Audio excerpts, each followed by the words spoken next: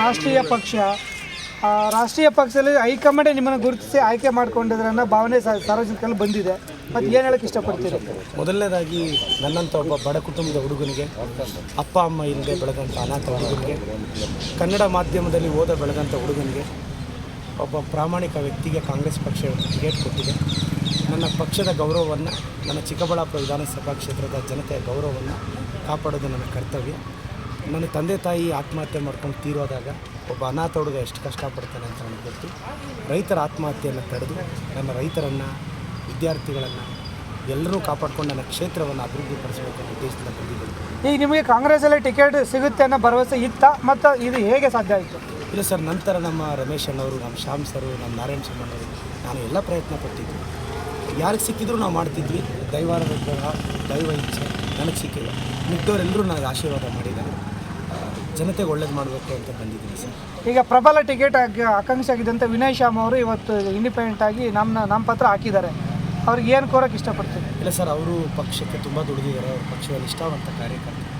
Mostly ಅವರಿಗೆ ticket ಸಿಗುತ್ತೆ ಅನ್ನೋ ಭರವಸೆಯಲ್ಲಿ ಹಾಕಿದ್ದಾರೆ. ಅಷ್ಟು ಬಿಟ್ಟರೆ ಅವ್ರು ಈಗಲೂ ಕಾಂಗ್ರೆಸ್ ಪಕ್ಷದ ಕಟ್ಟಾಳು. ಮೋಸ್ಟ್ಲಿ ಈಗ ವಿನಯ್ ಶ್ಯಾಮ್ ಸರ್ ಮನೆಗೆ ಹೋಗಿದ್ವಿ, ಅವರು ಬರ್ತೀನಿ, ಭೇಟಿ ಮಾಡ್ತೀನಿ ಅಂತ.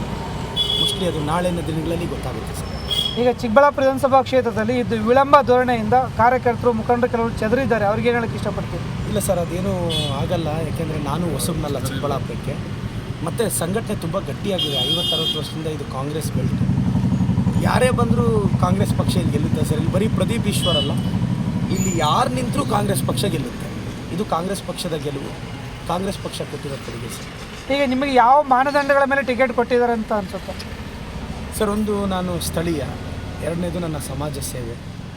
ಮೂರನೇದು, ಜನರ ಮನಸ್ಸಲ್ಲಿ ಸರ್ವೆ ಮಾಡಿದಾಗ 4-5 ಸರ್ವೆಗಳಲ್ಲಿ ಪ್ರದೀಪ್ ಈಶ್ವರ್ ಅವರು ಒಳ್ಳೆಯವರು ಅಂತ ಕೇಳಲ್ಪಟ್ಟಿದೆ. ಆ ಹುಡುಗ ಏನಾದರೂ ಒಳ್ಳೇದು ಮಾಡ್ತಾನೆ ಅಂತ.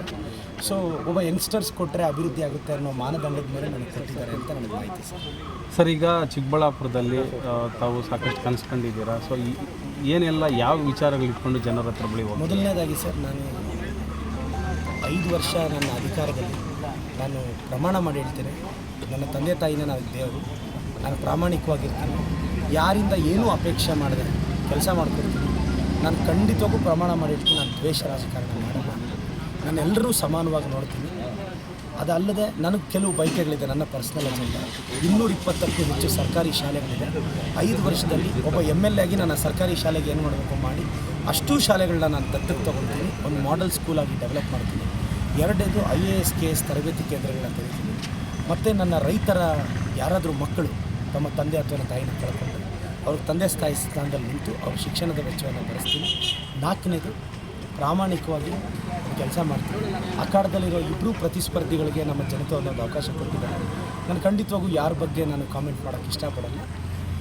ನಾನೀಗ ಒಂದು ರಾಷ್ಟ್ರೀಯ ಪಕ್ಷದಲ್ಲಿದ್ದೀನಿ, ನನಗೊಂದು ಜವಾಬ್ದಾರಿ ಇದೆ.